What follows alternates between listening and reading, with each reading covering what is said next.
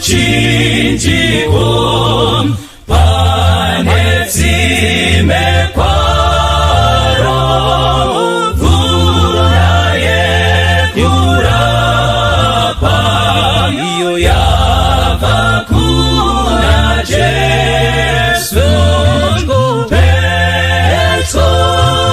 petro nemchinjiko wenyu ndipo panozorora iwo moyo wangu wese petro nemuchinjiko mutsawandiwana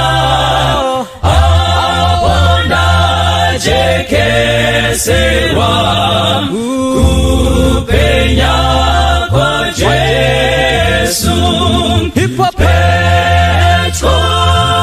Petro nemchinjiko wenyu ndipo panozorora moyo wangu wese petro nemuchinjiko ndomuona Jesu ndibatsire kufamba mumavute awo Petro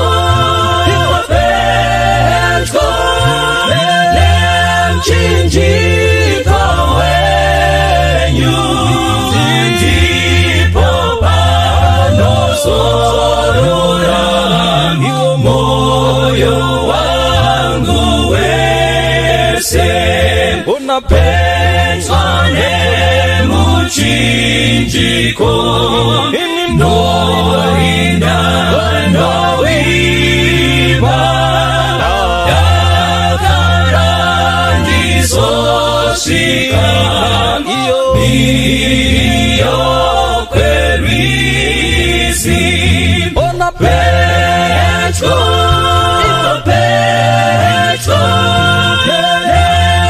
nemchinjiko wenyu ndipo panozorora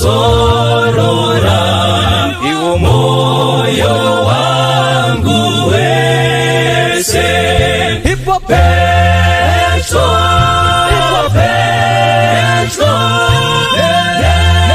nemchinjiko wenyu ndipo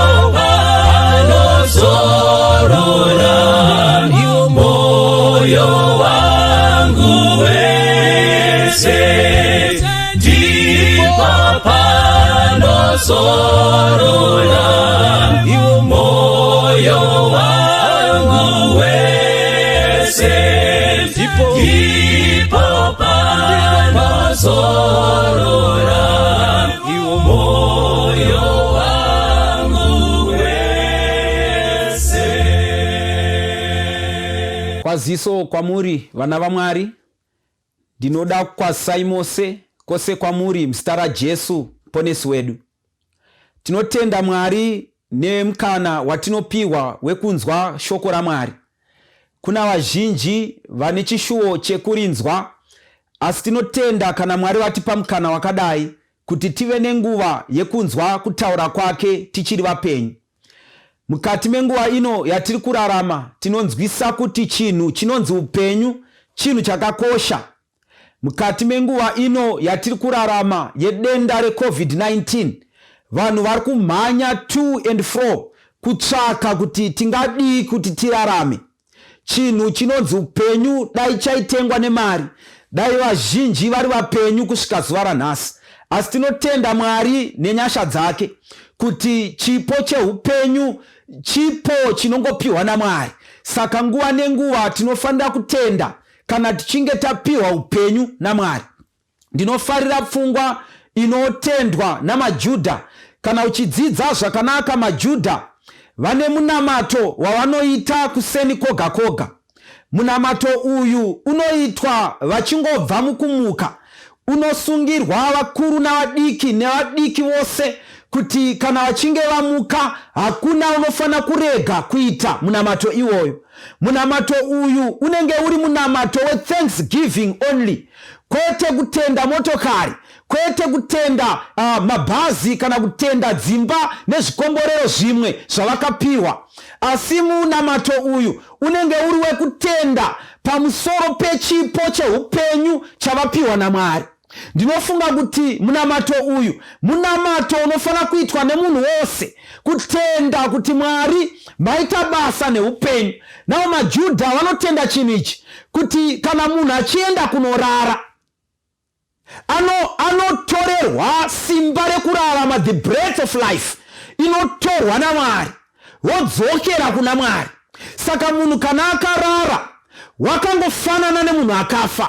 Saka early in the morning, tisati taenda kumabasa, tisati taenda kumisika yemadomasi, tisati taenda kumaprojects nezvikoro kwatinomhanyira, Mwari ndiwo vanosarudza kuti dzorera simba rekurarama, kuti timuke tiende kumabasa edu. Ndaifunga nyaya iyoyi ndichiti mangwanani oga oga patinomutswa kuti tiite zvatinoita muupenyu, ndinofunga kuti Mwari vanotumira ngirozi kubva kudenga kuti endai munomutsa babangana, endai munomutsa maingana nangana wacho kuti vamuke vaende. Saka ngirozi dzinotumwa neuzhinji hwadzo dzoenda kunomira parutivi pemubhedha, kuti kana signal yapiwa naMwari dzinongoguma munhu womuka woenda kubasa, vamwe vomuka voenda kuzvikoro, vamwe vomuka voenda kumakoleji, vamwe vomuka voenda kune zvinhu zvavanoita mazuva ose ekurarama kwavo. Saka kufunga kwangu kuti ngirozi isati yamutsa inoita mukana wekumbobvunza Mwari kuti kana tichirangarira zvaakaita nezuro munhu uyu ane kodzero here yekuti timumutse. Nekuti rangarirai, zuro wacho kune vamwe vanasikana vakasiya vamwe vanamai vachichema, vatora varume vavo, vanamai vavo vari kuchema nevana mudzimba. Saka ngirozi inobvunza Mwari yoti kana tikatarisa zvaakaita nezuro naanamai vari kuchema pamusoro pake, tomutsa here?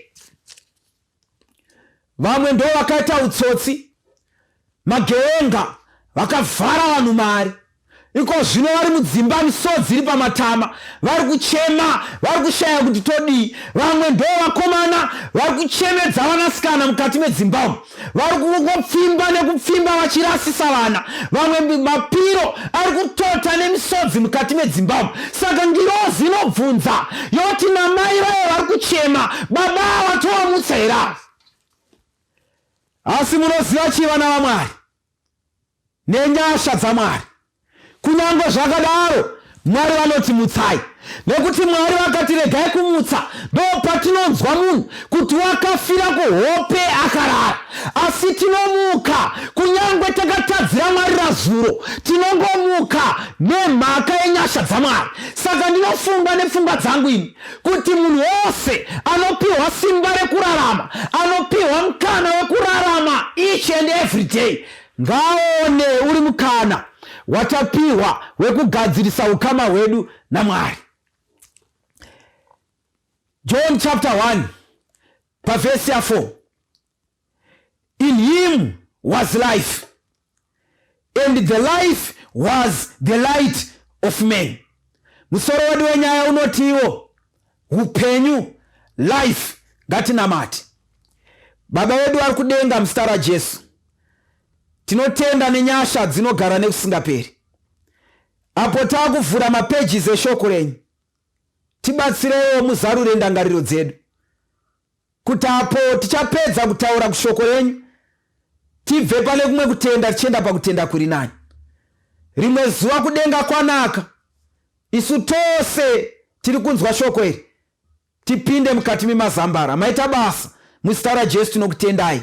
Amen. kana muchiverenga zvakanaka the gospel according to John, igospel rakanyorwa nemudzidzi waJesu waidaidzwa kuti John kana kuti John the beloved.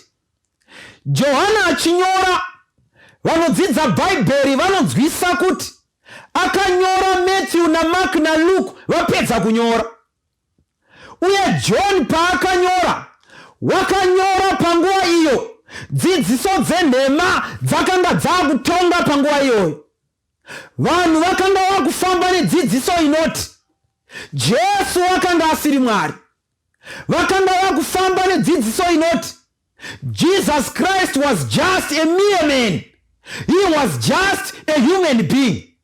Saka Johani, pfungwa idzodzo ndo dzakamusunda kupinda pakutanga kunyora the gospel according to John. Saka mamiracles ose akarekodwa na John, pfungwa dzose dzakarekodwa na John, mateachings ose, dzidziso dzose dzakarekodwa na John, dzaiva dzekuprova kuti Jesu is not just a human being, asi Jesu ndi Mwari. That is why tikapinda mutsamba yaJohn, anosiyana na Matthew na Mark na Luke, vanotanga kutsanangura pamusoro pekuzvarwa kwaJesu, kukura kwaJesu zvichienda zvakadaro. Asi Johani anosumuka sekunge BMW, anongosimuka wotanga kutaura pamusoro paJesu. Now ndoda kuti mutarise pana John chapter 1 pavhesi ya 1 kusvika pavhesi ya 5. Context yemavhesi aya ndeye context ye in the beginning, pakutanga. Saka context iri pakutanga, ndoda kuti muone kuti pfungwa hombe, the main character wati kutarisa nezvake ndi the word, ndi shoko. Now verse ya 14 inotiudza kuti shoko ndi Jesu Kristu. Saka patinobva pavhesi ya 1 kusvika pavhesi ya 5 tiri kutaura pamusoro pashoko anova Jesu Kristu. Vhesi ya 1 inotiyo, in the beginning was the word, and the word was with God, and the word was God. Rangarirai tati shoko ndi Jesu Kristu according to verse ya 14. Saka pose patiri kuti shoko tiri kutaura pamusoro pa Jesu Kristu. Saka Johana ari kutiyo pakutanga Jesu Kristu wakanga aripo. Ndiri kufarira chirungu chinotiyo, in the beginning was the word. Ari kuburitsa pamusoro pe the wasness of Jesus Christ, kuti Jesu wakanga aripo nhasi, uchapo nekusingaperi. Haana paanotangira, haana magumo, haana paanobva, haana paanoperera, kureva kuti Jesu anogara nekusingaperi. Haana kutangira paakazvarwa. He existed before he was born. Ndinofara nemwe pfungwa Jesu achitaura nevana vaIsraeri, achitaura nevaFarisi namaSadhusi. Anotaura pamusoro paAbhurahama, vachimubvunza kuti ungava here mukuru kuna Abhurahama. Asi Jesu unoti, before Abraham was, I am. Izwi rekuti I am, pfungwa iyi inoburitsa pfungwa yeexistence kubva kusingaperi kusvika nekusingaperi, kureva kuti Jesu wakavapo Abraham asati avapo. He was there before Abraham existed. He was there before the beginning began. Wakanga aripo kubva kutanga kusati kwatanga. Saka pano pari kuburitswa pfungwa inokosha yekuti Jesu wakavapo nekusingaperi, aripo nhasi, achavapo nekusingaperi. Vhesi ya 2 yoti, he was in the beginning with God. Kana tichitarisa Genesis chapter 1 pavhesi ya 1 inoti, pakutanga Mwari wakasika denga nenyika. Pakutanga ipapo Jesu wakanga aripo. Kutanga ikoko kusati kwatanga Jesu wakanga aripo. Ndiye Jesu anova Mwari, haana paakasiyana na Mwari, haana paakasiyana na mutsvene, Jesu ndiMwari. Saka ndiyo pfungwa yaida kuburiswa naJohani yekuti hama dzangu, kana tingafarisa tadya mangai taguta toisa maoko muhomwe, ngatiregei kukangamwa kuti Jesu ndiMwari. Vesi 3 anoburisa Jesu ari the creator. All things were made through him, and without him nothing was made that was made. Hakutiratidza Jesu ari musiki, zvose zvichisikwa hakuna chakasikwa kunze kwake. Jesu ndiye musiki, ndiye wakaita kuti zviripo zvivepo. He is the creator. Verse 4 ndinoidai. In him was life, and the life was the light of men. Ndiri kufarira first part iri kuti iyo in him, him wedu is a personal pronoun. Iri kuburitsa pachena watinoti the word anova Jesu Kristu. Saka him iri kureva Jesu. Saka Bible panoroti Johani achitaura in him kureva Jesu was life, and the life was the light of men. Muna Jesu ndo maiva neupenyu, nanhasi ndo mune upenyu. Kureva kuti zvinhu zvose pazvakapiwa upenyu, upenyu ihwohwo hwaibuda muna Jesu. Ndiye aiva chitubu cheupenyu, nanhasi ndiye chitubu cheupenyu.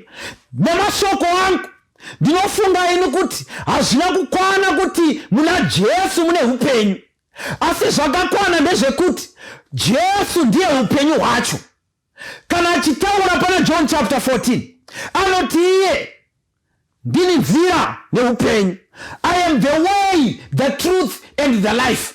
Hakuna unoenda kuna Baba asina kufura pana Jesu.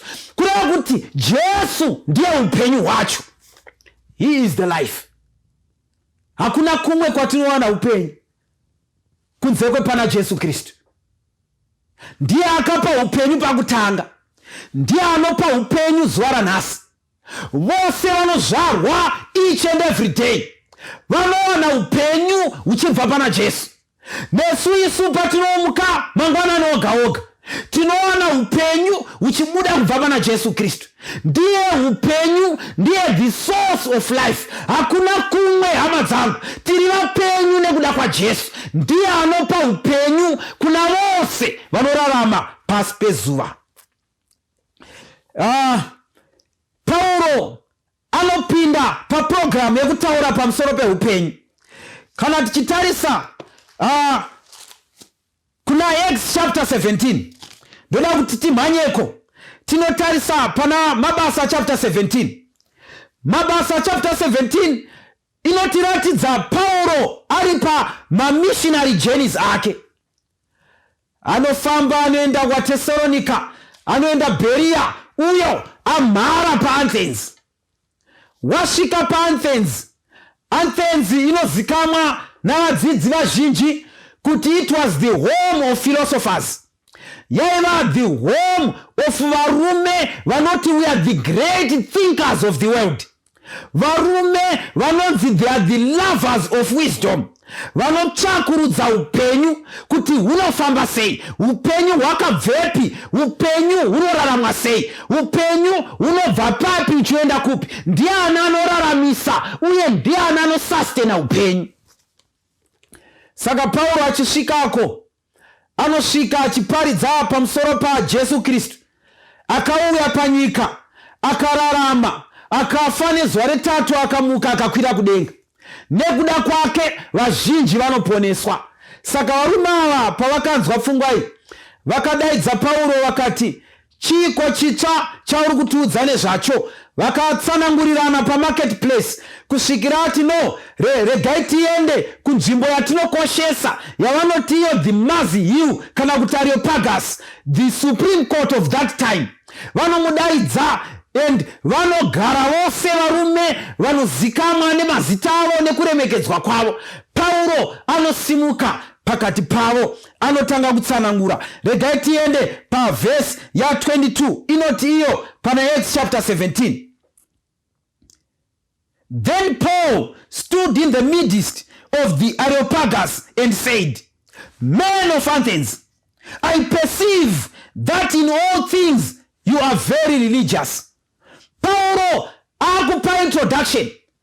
Anoti varume vepa Athens, pazvinhu zvose zvandacherechedza, pazvinhu zvose zvandaona nemaziso angu, I've perceived that you are too religious. Panyaya dzekunamata munoda. Pauro ari kutaura pfungwa ine mhaka izvi. Vanodzidza nekutsvakurudza pamusoro pepfungwa nekukurarama kwenguva yeAthens panguva izvi. Anoti kana waifamba mukati menziya dzeAthens, waisangana naana Mwari, zvitombi zvinonamatwa kupfuura kusangana nemunhu. Saka paunosangana nemunhu, unenge wasangana nezvitombi 5. Pauchasangana nemunhu, wasangana nezvitombi 8. Saka waisangana nezvitombi zvakawanda kupfuura vanhu. Saka vanhu ava nyaya dzekunamata vaida. Saka Pauro anotiye, varume veAthens, pazvinhu zvose ndaona kuti nyaya dzekunamata munoda. Pavhesi ya 23 oti, For as I was passing through and considering the object of your worship, I even found an altar with this inscription, To the unknown God. Pandandiri kufamba ndichicherechedza, ndazopoterera ndikatarisa pamapupiti enyu nekutarisa zvamunonamata. Ndazotarisa the object of your worship. Ndaona pakanyorwa kuti kuna Mwari asingazikamwe. Vamwe vanotsanangura pfungwa iyi vanotiye panga pakanyorwa kuti kuna Mwari asingazikamwe uye Mwari asingagone kuzikamwa. Saka Pauro anoendera mberi oti, varume veAthens, iye Mwari uyu wamunonamata, musingazive muchifunga kuti haagone kuzikamwa, ndiye wandauya kuzokuzivisai, ndiye wandauya kuzoanaunsa pamberi penyu. Saka Pauro anotanga kutsanangura pamusoro paMwari wawaifunga kuti haazikamwi. Anotanga kupupura pamusoro paMwari uyu. Anotiye pavhesi ya 24, God who made the world and everything in it, since he is the Lord of heaven, earth does not dwell in temples made by hands. Pauro, Mwari wamunonamata musingazive, ndiye wanda kukuzivisai. Hama dzangu, kudenga kuna Mwari. Ndiye Mwari asingagare mukati mematemberi sezvamunoita vana Mwari vemuAthens. Zvidhori zvamunoumba muchienda kunoisa mukati mematemberi. Mwari wekudenga haaitwi saizvozvo. Mwari wekudenga haatakurwi sechidhori achienda kunoiswa pane imwe nzvimbo, asi ndiMwari mukuru anogara nekusingaperi. Anotiye haagari mukati mematemberi akaitwa nemaoko evanhu, asi ndiMwari anogara kudenga. Isaya otiye, Mwari watinonamata, chigaro chake chiri kumusoro kudenga, pasi pano ndiwo matsiko etsoka dzake. Vhesi ya 24 ari kutaura pamusoro paMwari.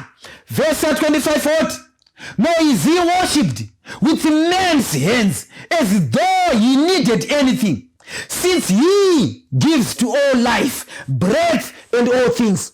Pauro akubudisa funga inokosha yekuti Mwari watinonamata ndiMwari asingashumirwi namaoko evanhu. Kushumira kwatava kutaura pano, kushumira kwekubetsera. Saka Pauro ari kuti Mwari watinonamata haabetserwi nemaoko evanhu. Kubudisa pachena kuti our God is self-sufficient. He exists by himself. Hakuna chinomukoza kuti aexiste. Iye ndiye anotokoza kuti zvinhu zviexiste. Vanotsanangura vanoti he is the uncaused causer. Hakuna chinomukoza asi iye ndiye anokoza. kureva pachena kuti Mwari wekudenga haadi chimwe chinhu kuti iye ararame. Kurarama kuri maari. Asi isu savanhu ndisu tinoda iye Mwari kuti tirarame. Hatiraramiswe nekuteya mariva mukati memasango. Hatiraramiswe nehama dzedu. Hatiraramiswe nemari dzedu. Hatiraramiswe nezvimwe zvinhu zvose. Asi tinoraramiswa naMwari. Ndiye anotikoza kuti tirarame. Tiripo nekuda kwaMwari. Tiripo nekuda kwaiye. Nekuti ndiye unogara nekusingaperi. Ndiye anotipa upenyu. Ndiye anotipa kufema nezvinhu zvose. Unoona vana vaMwari, vazhinji tinokanganwa pfungwa iyi. Pakurarama kwedu tofunga kuti ndisu tinozviraramisa. Kazhinji mukati meupenyu tinosvika pakurelaxa tofunga kuti ndisu tinozviraramisa. That is why vazhinji tisina hanya naMwari.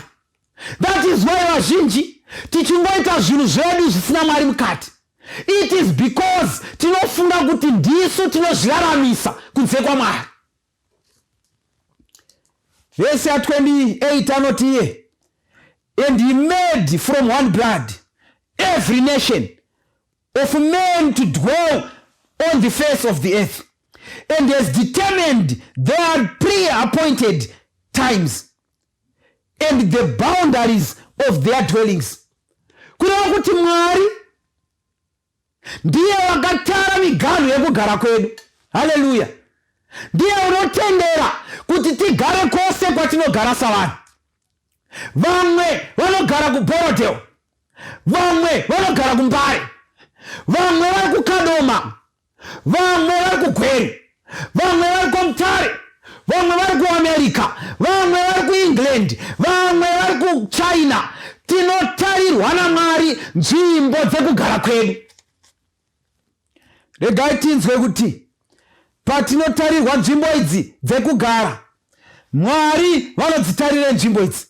Verse 27 inoti, so that they should seek the Lord in the hope that they might grope for him and find him, though he is not far from each one of us.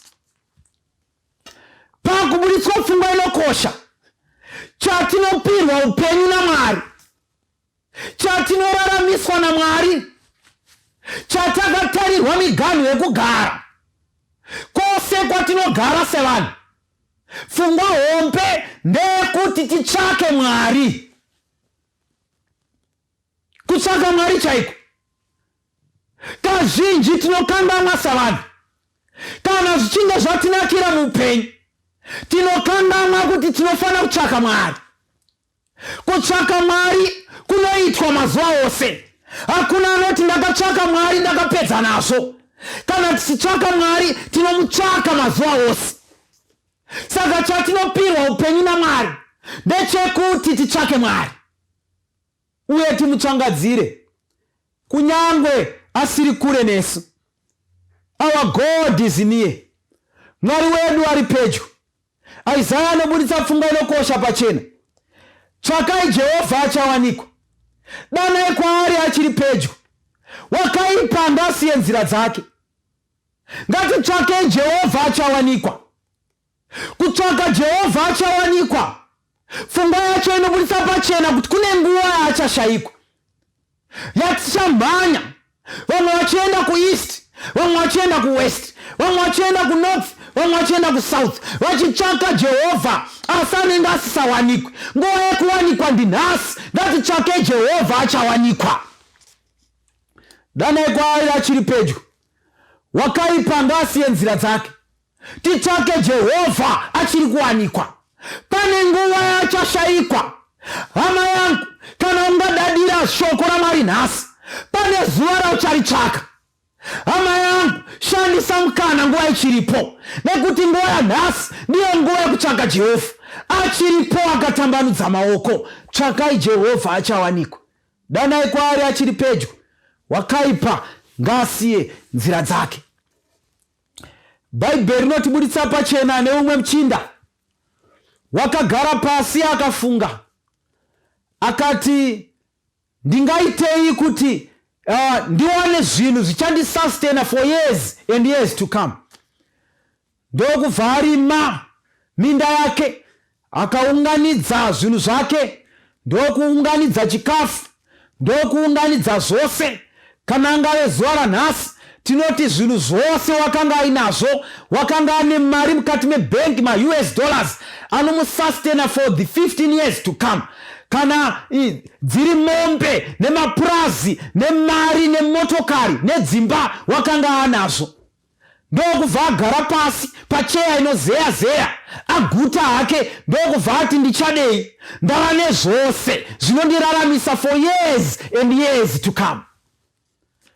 But he forgot kuti for him to enjoy those things waida upenyu hunobva kuna Mwari. Wakatsvaka zvimwe zvinhu zvose, ndokukanganwa kutsvaka Mwari. Rinova dambudziko riri kuitwa navanhu vazhinji. Tinotsvaka fashion yenyika ino, tinotsvaka mari dzenyika ino, tinotsvaka mastendi, tinotsvaka mafamu enyika ino, tinotsvaka zvinhu zvose zvingatifadza panyika ino, but we tend to forget kuti tinofanira kutsvaka Mwari kutanga. Bhaibheri rinoti iro pana chapter 6 yaMateo verse ya 33, tinofanira kutsvaka Mwari pakutanga, totsvaka kururama kwake, zvinhu zvose zvinoteera shall be added unto us. Asi Satani akatamba nesu.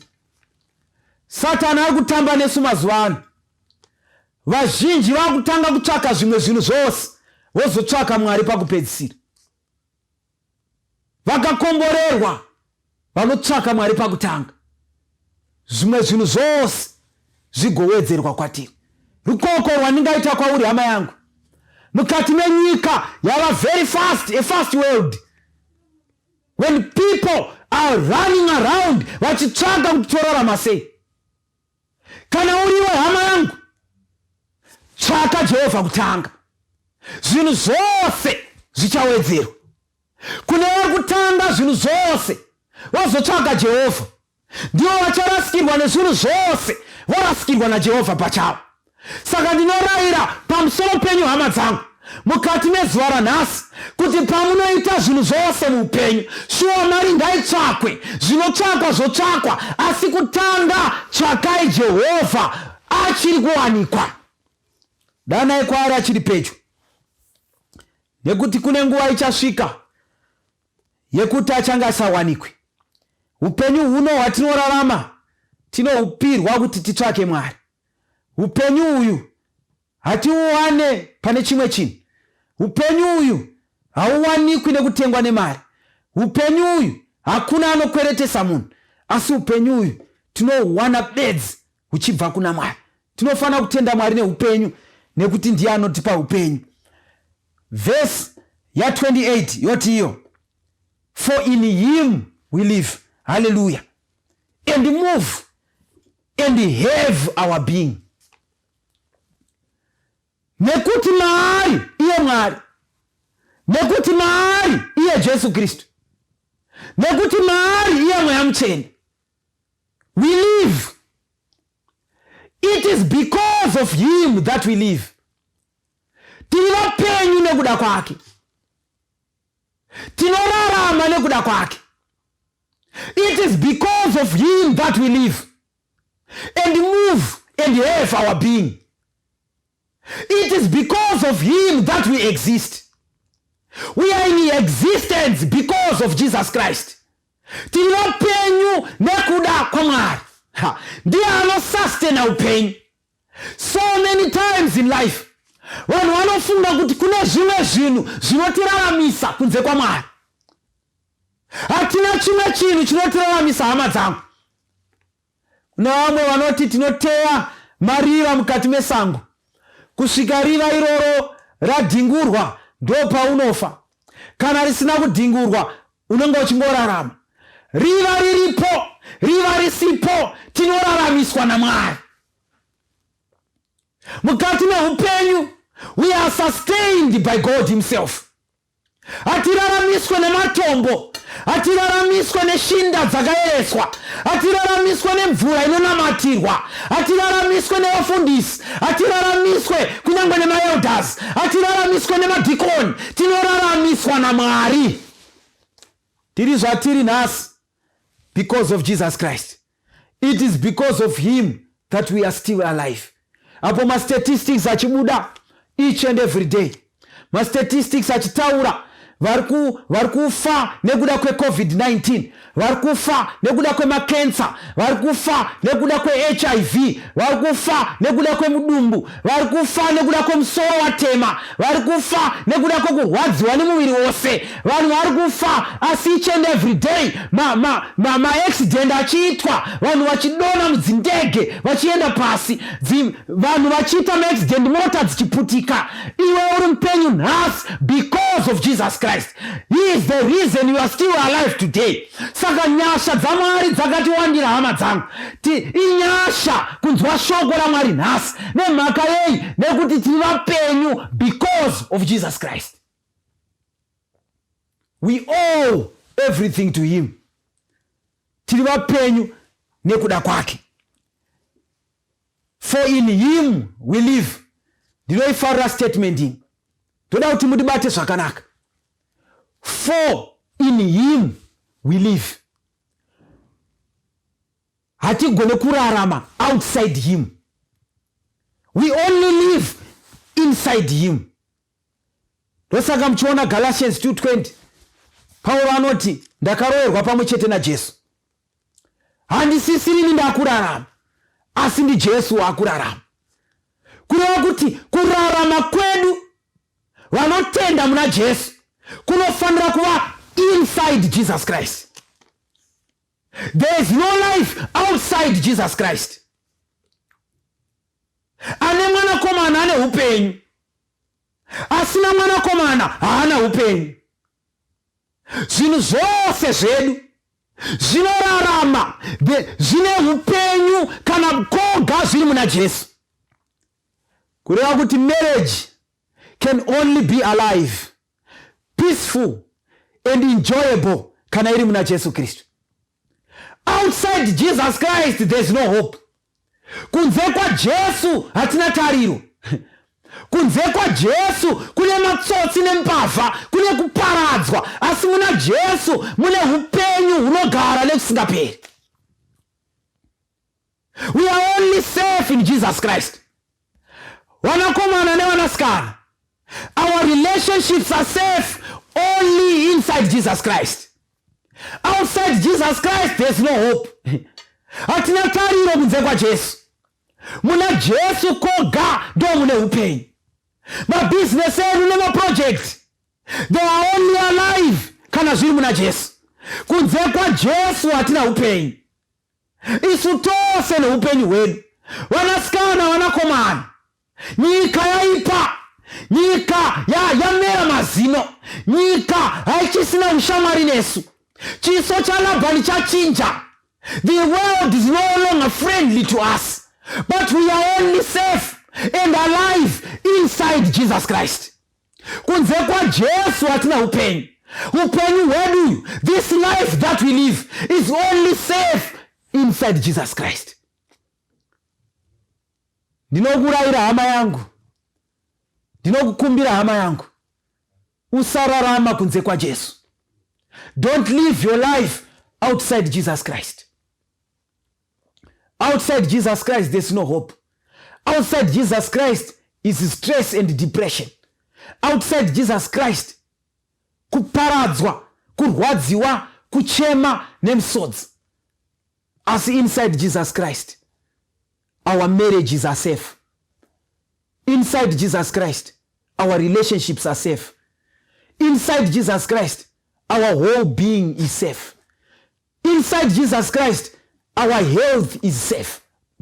We are guaranteed kuti tine tariro kana tiri muna Jesu. Ndinofarira vara rinoshandiswa kana tichitarisa pamusoro peupenyu, rinotaurwa pana John chapter 1 pavhesi ya 4. Izwi rekuti upenyu, vara iroriri harireve upenyu hwoga huri physical hwatinorarama. rinoreva this physical life, the spiritual life and the life eternal. Kureva kuti Jesu is the source of this life. Kana tingada kurarama upenyu huno, tinorarama tiri muna Jesu. Kana tingada upenyu wakajeka, a spiritual life which is successful, tinowana muna Jesu. Nekuti ndiye nzira neupenyu. Hakuna unoenda kuna Baba usina kufurana pana Jesu.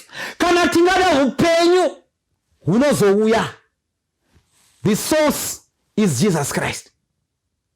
Kana tiri muna Jesu tine zvinhu zvose. Kana sina Jesu hatina zvinhu zvose. So many a times kuna vazhinji vararama outside Jesus Christ.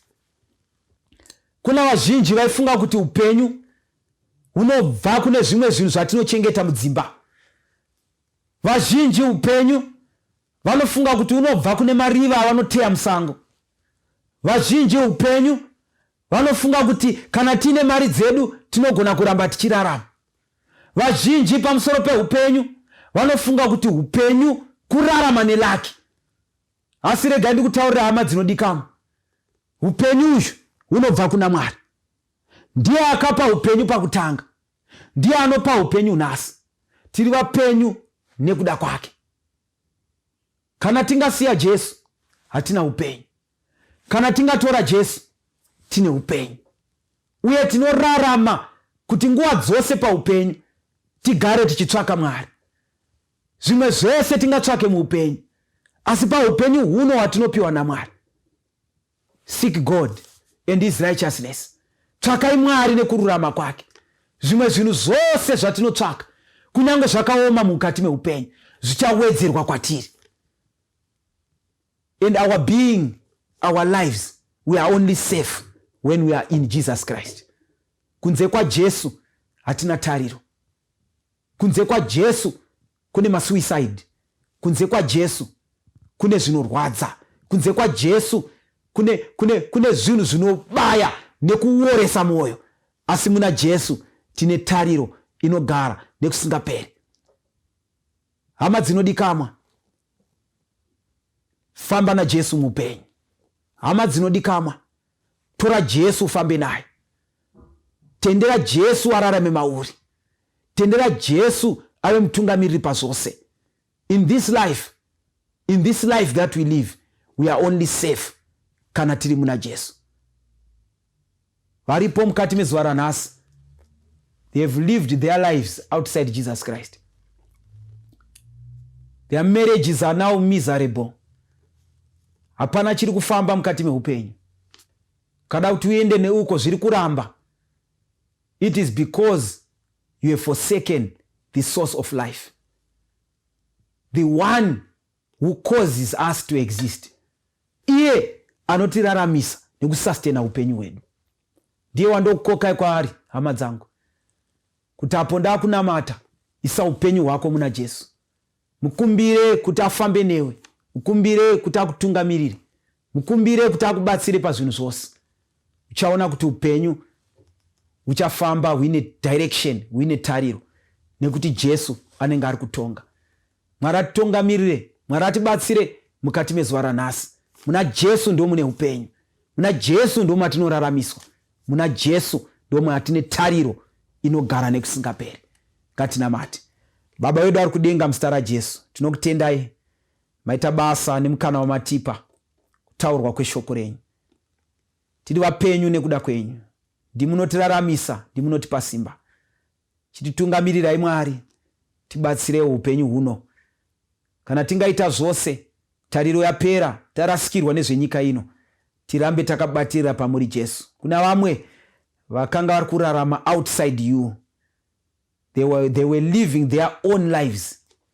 Asi Mwari vabatsirei, vatungamirirei, vari kuuya kwamuri, vagashirei, muvape simba rekurarama mukati meupenyu hunofadza hunowanikwa mamuri Jesu Kristu.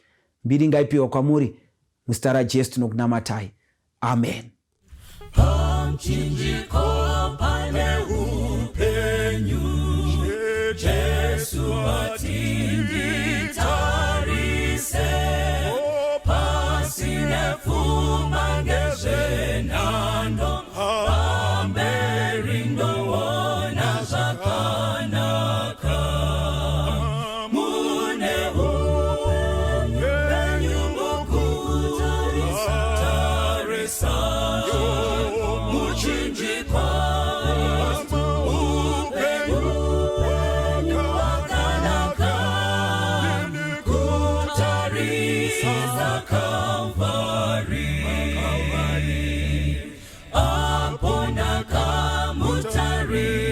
Jesu iye akanyemwerera kutina wamumatambuzo muchinjiko unondisimbisa mune Hupenyu mukutarisa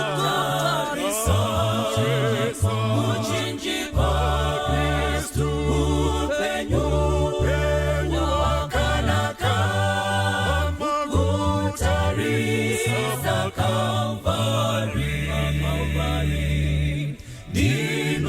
dinozotarisa mchinjiko ndosimbira muchinjiko hakuna anozoputika anosimbira simbaredenga mune Hupenyu mukutarisa